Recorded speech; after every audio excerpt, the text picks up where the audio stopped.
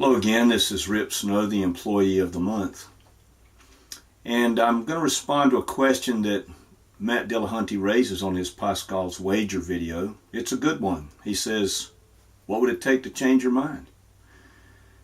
Now, this question, I must say, functions as well from the theist to the atheist as it does from the atheist to the theist. But since the atheist is asking the question, I, as the theist, will answer it from that perspective alone. There are lots of things that could challenge the Christian message in such a way that it could be falsified. For me personally, if it were absolutely conclusively proven that Jesus' body had been discovered and there were no doubts about it, then Christianity would fail completely. Simply because Christianity has hinged its entire message upon that one event, that is the resurrection of Jesus of Nazareth from the dead. Paul says quite clearly in 1 Corinthians 15 that if Jesus is not raised, we as believers are the most pitiable people on the earth. And I would completely agree, because then that means we've simply staked our entire life course and eternity on that which isn't true, which is that Jesus came back from the tomb. So it's a very falsifiable system in that way. And for me as a Christian, I would absolutely let go of it. I mean, I don't want to make too much of this, because I think a lot of Christians now in our culture, and they have for the entire time I've been a Christian, see every little action of resistance to the Christian message as some kind of persecution. I myself do not see that at all. I look back in the history of the church and I see persecution as, well, they're going to cut your head off unless you renounce your faith, or they're going to kill you with a spear, or they're going to crucify you, or they're going to burn you alive, or throw you to lions, or put you in prison for the rest of your life. Those are persecutions. To be ridiculed is not a persecution. I expect that in a culture that is pluralistic and secular as ours is, those are two aspects of our culture that I fully welcome, pluralism and secularism. I do not wish to live in a theocracy of any kind. But in those two aspects of our culture, I fully expect that the Christian message will be one that is ridiculed because of the demands it makes. So the demands are therefore demands upon me as a believer. They incorporate many aspects of living that if I were not a Christian, I would certainly be willing to let go of. Many of the moral requirements are very stringent within the Christian message. Now, I realize that we look about and see so many Christians, or at least those who say they are, not obeying those moral strictures at all. I'm sorry about that, but I can only speak for myself and say, I don't obey them perfectly, but they are a constant source of tension in my life. I think this is what Christopher Hitchens was referring to when he would say in his writings, why don't you liberate yourself, emancipate yourself from those restrictions? I can see that. And that emancipation is one that makes perfect sense to me. So, if Christianity were completely debunked in that way, if the existence of God could be completely argued away such that I could accept the arguments, then I would let it go, because it's too hard to be a Christian in this fallen world as I see it to be, that I would hold on to that simply as some sort of inward conviction. I wouldn't. Were it not for the fact that the evidence for the Christian message is compelling, that the historical and the philosophical balance that I find within it, the historical elements that exist within it, all of which are falsifiable, the fact that it does, as Francis Schaeffer's daughter said, seem to me to be the key that fits reality, explaining things that really science is never going to be able to touch, because there's no science to do beyond that which is. Once we get past the universe, there's no science to be done. I don't know what experiment's going to bring us to the place that we know what happened before the universe was. I don't think that experiment exists personally. I could be wrong, but it doesn't seem to me that it does. It seems to me that that question is a purely metaphysical one. So, yes, I would be it is fully a capable, let me rephrase that.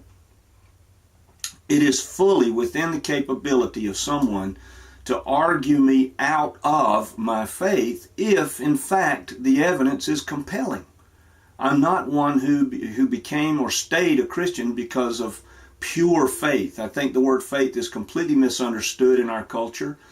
I have faith in my wife. She has faith in me. It is a faith born out of the evidences that we are devoted to one another. It's not a faith that just exists in a vacuum, wherein I simply believe against evidence or in the teeth of it, as Richard Dawkins defines faith. That's just simply false.